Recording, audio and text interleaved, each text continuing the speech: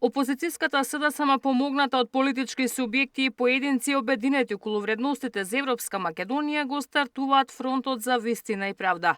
Лидерот на СДСМ Филипче, која промовираше програмата, вели дека имаат план како да се спротивстават на корупцијата, но не сакаше да открие кој застанал на негова страна за да се избегне црна кампања. Замислен како програма која се базира на 4 столба. Фронтот ќе работи на нулта толеранција за корупција и европска правда, иднината за младите, достоинствен живот за сите, силно село и земјоделци. Не може само ветувања, празни зборови, а при тоа ништо конкретно не се менува и ние стоиме во место. Потребни се конкретни дела кои од корен ќе ја сменат работата и ќе ја сменат системот. Конкретна работа која што на граѓаните ќе им дае гаранција.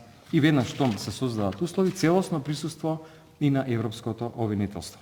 Тоа треба да се направи затоа што навистина веќе е доста. Опозицијскиот лидер кој себе си се гледа како иден премиер по изборите кога и тие да се случат, најаве дека првиот чекор на негова влада ќе биде подпишување на закон за нулта толеранција на корупција и целосна дигитална транспарентност. Со него е предвидено формирање на национална антикорупцијска дирекција, по пример на Романија.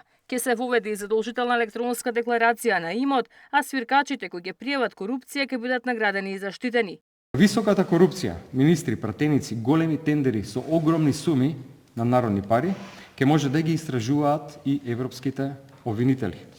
Основање на национална антикорупцијска дирекција, НАД, според моделот на романскиот ДНА. Нова, целосно независна институција, полна финансиска и кадровска независност, надлежност за сите, од премиер до градоначалник до најситен функционер на локално ниво. Корупцијата ќе има име и презиме и датум на суд. Секој кој го прекршил законот ќе одговара. Владеачката партија пак оценува дека ветувањата за борба со корупцијата се лажни. Во така наречениот фронт учесници се единствено самиот Филипче, неговите партиски другари, исто како него лојалисти и Зоран Заев, поставени од партиското раководство на СДС, токму Заев. Филипче не мора со отворени очи да сонува да дојде на власт за да го донесе така наречениот нивен закон за нулта толеранција на корупција и не мора да го чека европското обвинителство. Прво нека ги повика штетниците во обвинителството како Ислама Бази и Катерина Коларевиќ да ја ослободат институцијата од каде што ги штетат токму криминалците на СДС и ДУИ, велат од ВМРО ДПМН. Програмата на фронтот за вистина и правда ќе биде дел и од политичката програма на партијата која СДСМ ќе објави на конгресот на 7 јуни. Ивана Соколовиќ, Најдова, Сител телевизија.